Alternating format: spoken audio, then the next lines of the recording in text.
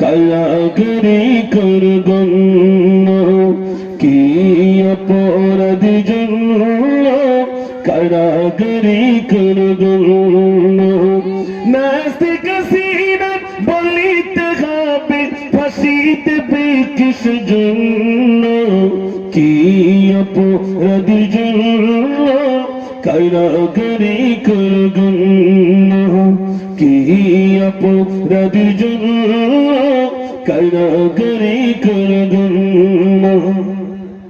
হাজার হাজার মাসুম শিশুকে মেরেছ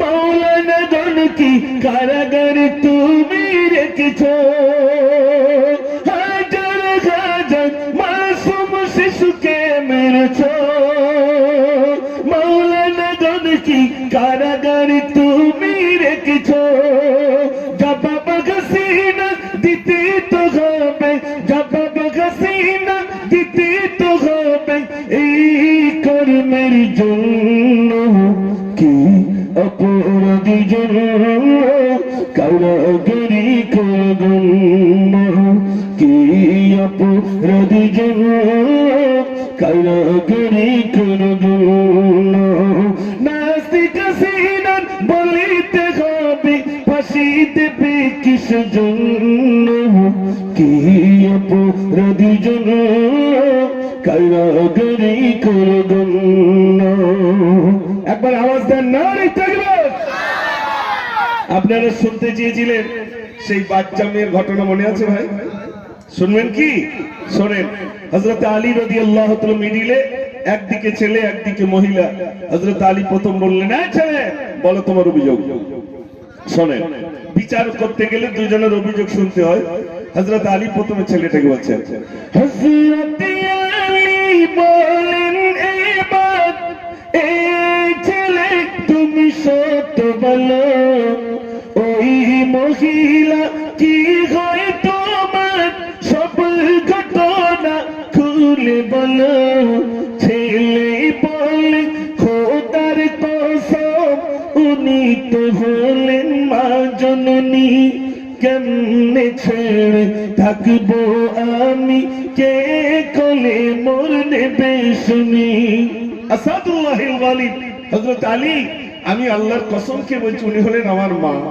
তোমার মা জি হুজুর আমার মা হযরত আলী বলেন মহিলা কি বলছে মহিলা বলো তোমার অভিযোগ হযরত আলী বলেন এবার এই মহিলা সত্য বলো ওই ছেলেটি কি হয় তোমার সব ঘটনা খুলে বলো মহিলা বলে খোদার কসম ও ছেলে তো আমনা বাচ্চা হবে কেমনে বুঝি বিয়ে তো আমার হলো না আসাদুল্লাহিল ওয়ালিদ হযরত আলী আমি আল্লাহর কসম কে বলছি ও ছেলে আমার না ছেলে বলছে আমি কসম কে বলছি ওটা আমার মা আর মহিলা বলছে আমি আল্লাহর কসম কে বলছি ও ছেলে আমার যিনি বিচার করেন সকলের আমি কি করে বিচার করি এই বিচারটা কি করে করছে দেখেন হযরত আল মায়েরা আছেন জানার একটু মন দিয়ে শোনেন হযরত আলী রাদিয়াল্লাহু তাআলা ছেলেটাকে ডাকলেন এ ছেলে শোনো হযরত আলী বলেন এবার এ ছেলে তুমি শোনো তবে আমি যদি বাপ হই তোমার ফাতিমা তোমার মা হবে কান্না তুমি বন্ধ করে বলো তো তুমি রাজি হবে হাসান হোসেন ভাইজান হয়ে সঙ্গী হয়ে খেলতে হবে হযরত আলী বললেন বাবা এ ছেলে শোনো আমি যদি তোমার আব্বা হই আর ফাতেমা যদি তোমার মা হয় হাসান আর হোসেন যদি তোমার ভাই হয় তোমার কোনো দুঃখ আছে ছেলেটি উত্তর দিচ্ছে ছেলে বলে হযরত আলী চাই না আমি ওই জননী ওমার দরকার নেই তাহলে দরকার কার পিতা হবেন হযরত আলী ফাতিমা হবেন মা জননী হাসান হোসেন ভাইজান হবেন নানাজি হবেন এইখানে বাদশা বাদশাহ দিগে বাদশাহ নবী তানার কলিজা মা জননী। জোরে বলুন সুবহানাল্লাহ। হযরত আলী বললেন, এ ছেলে, আমি যদি তোমার বাপ হই, ফাতেমা যদি তোমার মা হয়, হাসান আর হুসাইন যদি তোমার ভাই হয়, তোর কোনো দুঃখ আছে? ছেলে তখন বলছে, ছেলে বলে হযরত আলী চাই না আমি ওই জননী। ওমার দরকার নেই, যে মা বলছিল ছেলে আমার না, ওমার দরকার নেই, তার দরকার কার? পিতা হবেন হযরত আলী, ফাতেমা হবেন মা জননী, হাসান হোসেন ভাইজান হবেন, নানাজি হবেন এখনি, বাদশাহ দিগে বাদশাহ নবী তানার কলিজা মা জননী। জোরে বলুন সুবহানাল্লাহ। আমার কোনো দুঃখ নাই। আজ থেকে আমি হয়ে গেলাম ছেলে। হযরত আলী বললেন, মহিলা তুমি চলে যাও। মহিলা বললেন, হুজুর দুজন এসেছি, একটাকে ছেলে করে নিলেন আর আমাকে তাড়িয়ে দিচ্ছেন, আমাকে একটু আপনার বাড়ির মেহমান বা কুটুম করে নেন। হযরত আলী শেষ বেলায় বললেন, বাবা এ মহিলা, তাহলে এক কাজ করো, এই মাত্র যে ছেলেটাকে ছেলে করে নিলাম, ওই ছেলেটির সঙ্গে তোমাকে বিয়ে দেবো, বিয়ে দিয়ে পুত্রবধূ অর্থাৎ বৌমা করে আমার বাড়ি টানবো, তুমি রাজি আছো? মহিলা বললেন, আসাদুল্লাহিল গালিব, ওই ছেলেটির সঙ্গে যদি আমার বিয়ে হয়ে যায়, হযরত আলী হবেন আমার শ্বশুর, ফাতেমাতুজ জাহরা হবেন আমার শাশুড়ি, দুঃখ আমার থাকে না। তবে বলুন, সন্তানের সঙ্গে কি কোনোদিন মায়ের বিয়ে হয়? এতক্ষণ কেন বলেছিলে ছেলে আমার না? এই কেন বলেছিল ছেলে আমার না? আল্লাহ যদি বাঁচিয়ে রাখে আবার পরের বছর হবে ইনশাআল্লাহ। তারপর থেকে কেন বলেছিল ছেলে আমার না, এই পর্যন্ত আপনাদের কাছে রাখলাম। এবার অন্য গজলে আমি ফিরে যাবো ইনশাআল্লাহ। হ্যাঁ, ভালো বুঝতে পেরেছ তো গজলটা? বুঝতে পারছি। একটু জোরে তাকবীর হবে। যুবক ভাইরা একটু বসো না, বসে যাও, তাড়াতাড়ি বসো আর আওয়াজ দাও না তাকবীর। মাশাআল্লাহ মাশাআল্লাহ। আমাকে যে গজলগুলো বলতে বলা হলো, সে আরবি গজলটা বলছিলাম না, আল্লাহু রাব্বুনা,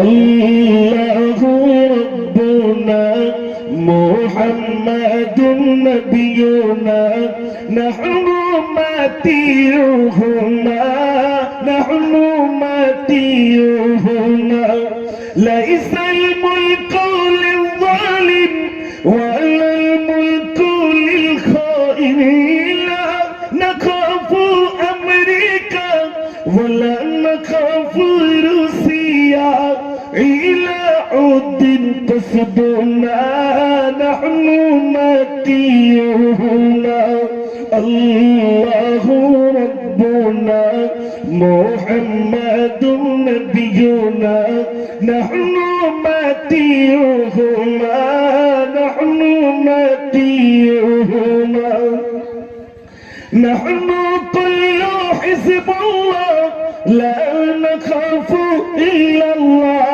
নাতাসিমু বিহাবলিল্লাহ, মুজাহিদ ফি দীনিল্লাহ, আল জিহাদু সাবিলুনা, নাহনু মাতিউহুমা, আল্লাহু রাব্বুনা মুহাম্মাদুন নাবিয়ুনা, নাহনু মাতিউহুমা, নাহনু মাতিউহুমা, আল্লাহু ইলাহুনা ওয়াল কা'বাতু বাইতুনা, মসজিদ বাবরি হাক্কুনা, নাহনু মাতিউহুমা, আল্লাহু রাব্বুনা মুহাম্মাদুন নাবিয়ুনা, নাহনু মাতিউহুমা, নাহনু মাতিউহুমা। আওয়াজ দেন দেখি নারে তাকবীর। সোনার ভাইরা, ছোট ছোট বন্ধুরা, আমার এই বয়সে গজলগুলো আপনারা যে শুনছেন ছোট ছোট বন্ধুদেরকে, সত্যি আমার অন্তর থেকে আমি এই রাত্রে এই যে গজল শোনার জন্য সব ছোট ছোট সোনার মানিকেরা বসে আছে, ভালো লাগছে। তবে এই মায়েরা যারা বসে আছেন, মায়েরা, এটা যেন সেই মুর্শিদাবাদ, হ্যাঁ বাহ, শিশু নবীকে, তাহলে বেটা আমার গজল শোনে, হ্যাঁ গজল শোনো, তাই তো? তা আমার সঙ্গে বলো এই শিশু নবীকে দাও না আমায় নিয়ে যাবে হালিমা তোমায় এই শিশু নবীকে দাও না আমায় নিয়ে যাবে হালিমা তোমায় এই সত্য সত্য তুমি মক্কায়লো জীর্ণ গজনি হালিমা সত্য সত্য তুমি মক্কায়লো জীর্ণ গজনি হালিমা হালিমা তোমার দেখো হিয়া হালিমা তোমার দেখা না গিয়া তোমার কোলে শিশু নবীরা ও নবী নবীজি আমার ও নবী নবীজি আমার ও নবী নবীজি আমার শিশু নবীকে দাও না আমায় নিয়ে যাবে হালিমা তোমার এই বড় সময় যাবে মদিনায় সালাম জানাবো নবী গো তোমায় বড় সময় যাবে মদিনায় সালাম জানাবো নবী গো তোমায় আমি মুসাফির যেতে চাই আবার আমি মুসাফির যেতে চাই আবার ও প্রিয় নবীজি আমার ও নবী নবীজি আমার ও নবী নবীজি আমার ও নবী নবীজি আমার শিশু নবীকে দাও না আমায় নিয়ে যাবে হালিমা তোমার নারী তাকবীর মাশাআল্লাহ ছোট ছোট বন্ধুদের খুব ভালো লাগছে যে আপনাদেরকে পেয়ে এই গজলগুলো আর বলো ইউসুফ জুলাইখা এই গজল কেউ শোনে আরে সর্বনাশ স্বপ্ন দেখিয়া ইউসুফ নবী পিতাকে ডাকিয়া কহিল 11টি তারা চন্দ্র সূর্য আমাকে সিজদা করিল আমাকে সিজদা করিল স্বপ্ন শুনিয়া ইয়াকুব নবী ইউসুফকে কোলে টানিল হঠাৎ করিয়া 10 ভাই মিলে মারিবা চিন্তা করিল মারিবা চিন্তা করিল ইয়াকুব নবীর 4টি বিয়ে এক বিবির 10টা সন্তান আর এক বিবির 2টো সন্তান যে বিবির 2টো সন্তান একজনের নাম হযরত বনিয়ামিন আর একজনের নাম হযরত ইউসুফ আলাইহিস সালাম 10 ভাই যুক্তি করছে শোনেন বন্ধুরা যারা 2টো বিয়ে করে তারা বুঝতে পারতেছে কত কষ্ট তাই তো নাকি হ্যাঁ তো কবি লিখেছেন যুক্তি করিয়া 10 ভাই মিলে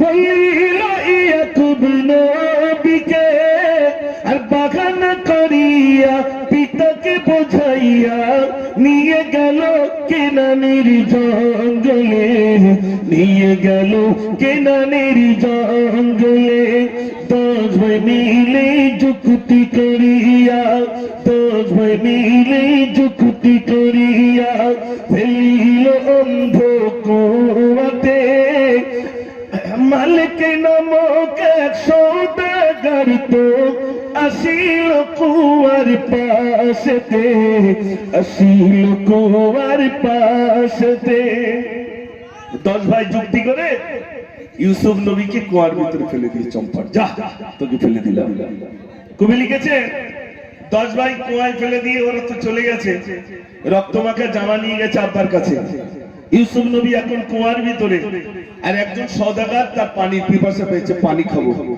তাই এখন যেমন কল আছে তখন কল ছিল না কুয়া ছিল তাই সওদাগরের খুব পানির পিপাসা পেয়েছে, একটা বালতি ফেললো কুয়ায়। কবি লিখেছেন, পানির পিপাসায় ছুটিয়া ছুটিয়া আসিল কুয়ার পাশেতে, আর বালতি দিয়া পানি তুলিবে পানির বিনিময় ইউসুফকে, পানির বিনিময় ইউসুফকে। জোরে বলুন সুবহানাল্লাহ। বালতি রশি টানছে, পানি খাবো পানি খাবো, দেখি সুন্দর বাচ্চা, এত সুন্দর দেখতে। সওদাগর তখন বলছে, রূপ দেখিয়া খুশির ফোয়ারা, রূপ দেখিয়া খুশির ফোয়ারা, উঠিল মিশর শহরে, বিক্রি করিয়া ফেলিবে বলিয়া প্রচার করিল বাজারে, প্রচার করিল বাজারে। বিক্রি করব, এখন অনেক টাকা দাম, সেই বাজারে থাক। একটা গজল যদি বলতে আমার 15-20 মিনিট লাগে, তাহলে আর গজলগুলো বলা হবে না, তো অল্প অল্প অল্প করে আপনাদের কাছে বলবো ইনশাআল্লাহ। এবার বুড়িমা, বুড়িমা, তাই তো? আরে সব তো সব মুখস্থ নাকি যুবকদের? মাশাআল্লাহ। আপনারা আমার যুবক ভাইরা, আপনারা আমার এই বয়সে গজল শুনছেন। এখানে তো আমাদের নুরুদ্দিন বাবু থেকে শুরু করে আরো সব বাবুরা আছে, আলহামদুলিল্লাহ। তা আমার গজল যে আপনারা এখনো শোনেন, এটা আমার ক্ষেত্রে বিরাট পাওনা।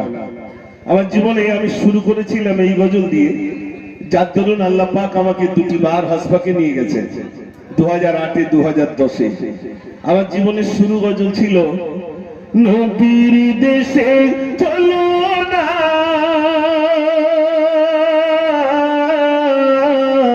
জিয়ারতি ওই মদিনা, স্বপ্নে আমি দেখি সোনার মদিনা, স্বপ্নে আমি দেখি সোনার মদিনা, নবীর দেশে চলো না,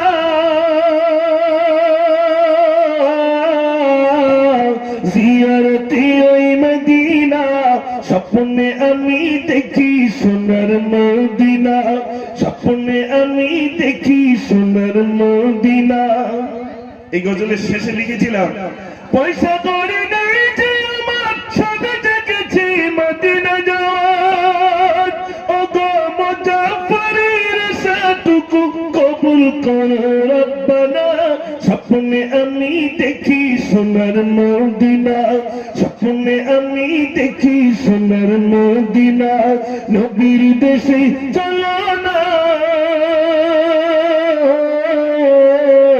জিয়ারতি ওই মদিনা, স্বপ্নে আমি দেখি সোনার মদিনা, স্বপ্নে আমি দেখি সোনার মদিনা। বাচ্চা খেলা করে, তাও বলে পয়সা করি নেই যে আমার শাস্তি কিছু মদিনা যাওয়ার, ওগো মুজাফফরের আশাটুকু কবুল করো রব্বানা। আপনারাই দোয়া করেছিলেন ছোট বন্ধুরা, তার জন্যই তো আল্লাহ পাক আমাকে নিয়ে গেছিলেন কাবায়। আপনারা যদি আমার গজলগুলো না বলতেন তাহলে নিশ্চয় আপনাদের জবান থেকে বার হতো না যে আপনি এই গজলটা বলেন, এই গজলটা বলেন। আজ আমি সত্যি খুব আনন্দিত, আলহামদুলিল্লাহ। আমি জীবনে অনেক গজল লিখেছি, একটা গজল যদি আমার কবুল হয়, সেই গজলটাই হয়তো আমার নাজাতের কারণ বনে যাবে। আমি এই যে গজলগুলো এখন বর্তমান মাদ্রাসার ছাত্ররা, বিশেষ করে আমি এমন কিছু গজল লিখি যে গজলগুলো মাদ্রাসার ছাত্ররা যেন অন্য কোথাও গিয়ে প্রতিযোগিতামূলক অনুষ্ঠানে গিয়ে কবিতাগুলো, গজলগুলো বলতে পারে, যা প্রথম, দ্বিতীয়, তৃতীয় স্থান অধিকার করতে পারে। তার জন্য আমার গজল লেখা। বিশ্বাস করুন, আমি গজল লিখেছি মানুষের বাহবা লোটাবার জন্য নয়। এমন কিছু গজল যা লিখতে যে আমি কেঁদেছি যখন আমার বড় ভাই ইন্তেকাল করলো। গজল লিখছি, ডুকরে ডুকরে কাঁদছি। লিখেছিলাম এরকমই, বড় ভাইকে হাতে করে দিলাম মাটি, সর্বদাই ভিজে আছে আঁখি দুটি, বড় ভাইকে হাতে করে দিলাম মাটি, সর্বদাই ভিজে আছে আঁখি দুটি, তোমার ওসিয়াত আজ মনে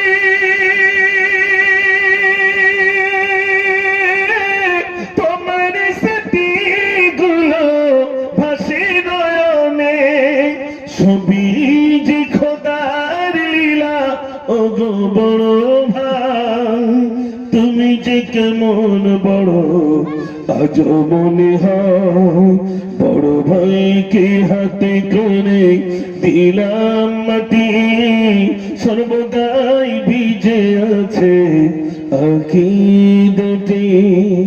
আমি গিয়েছিলাম বলে লিখলাম তোমারই সাথে ছিল তোমার ছোট ভাই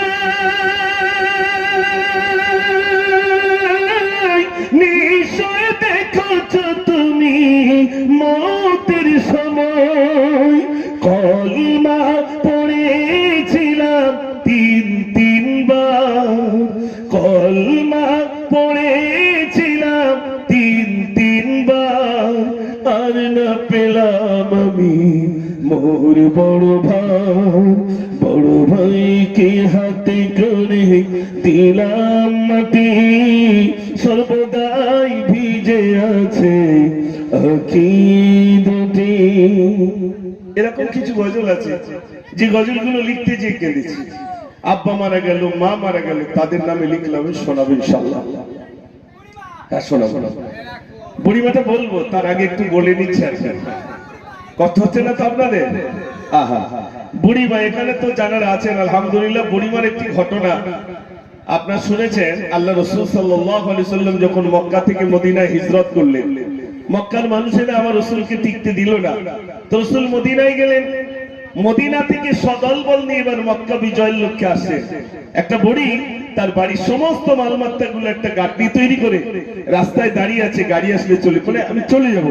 আল্লাহ রাসূল ডাইরেক্ট ওই বুড়িটার কাছে এসে জিজ্ঞাসা করছেন, ও বুড়ি মা কোথায় চলো এই বোঝা মাথায় নিয়ে এসেছে মুহাম্মদ চলি তার ভাই। এটা আমার বুড়িমার এই গজল। ইসখালু একটা বুড়ি নিয়ে লিখেছে, আমাদের ইমরান বাবু সে একটা বুড়ি নিয়ে লিখেছে। এরকম সবাই একটা একটা ইসলামের একটা বুড়ি গজল মনে আছে। একদিন এক বুড়ি নদীর ধারে বসে কাঁদে আপন ছেলের তরে আসিলেন মোর পীর জিলানী সেই পথ ধরে। একদিন এক বুড়ি নদীর ধারে বসে কাঁদে আপন ছেলের তরে। এটা ছিল ইসকাহাবের বুড়ির গজল। আর আমার বুড়িটা আবার আলাদা, তাই তো নাকি? এক একজনের বুড়ি এক এক রকম আলহামদুলিল্লাহ। হ্যাঁ ইমরানের বুড়ি আমারটা বলে নেই, তারপর ওদেরটা বলবো। মাশাআল্লাহ।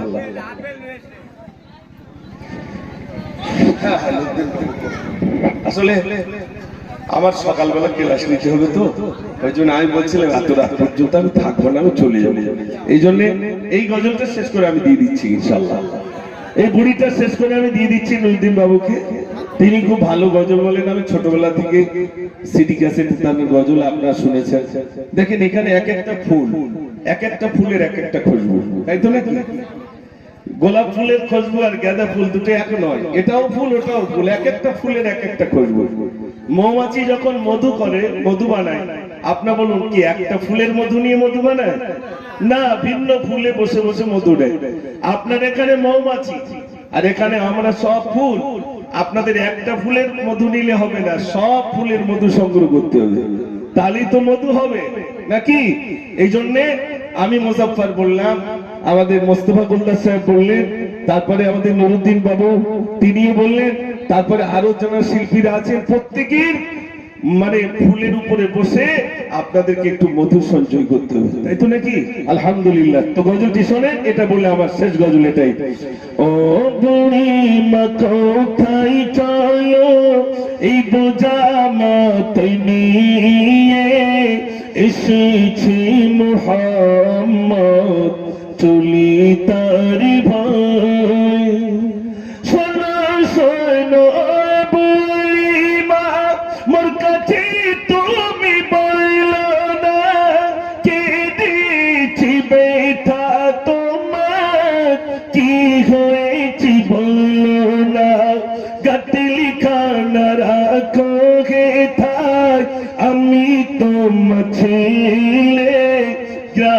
ছেড়ে কেন তুমি এমন ভাবে এলে? ও বুড়ি মা কোথায় চলো? বুড়িকে জিজ্ঞেস করলেন, আমার কোথায় যাচ্ছেন? বুড়ি থমকে দাঁড়িয়ে বলছে, কোথায় যাচ্ছি বউ বলবো? তো নবীজি বলছেন, বলুন। বুড়িটা চলে যাওয়ার কারণ বলছে, দয়া নাই রে মায়া নাই রে এমন ছেলে আমি না, সে যত করে মানুষ মারে করে শুধু বিচার, তাই বলিয়া থাকবো না রে এমন গায়ের মাঝে, গটলি খানা দাও না আমার চলিনি জোকাজে। ও বুড়ি মা কোথায় চলো? সংক্ষেপ করলাম।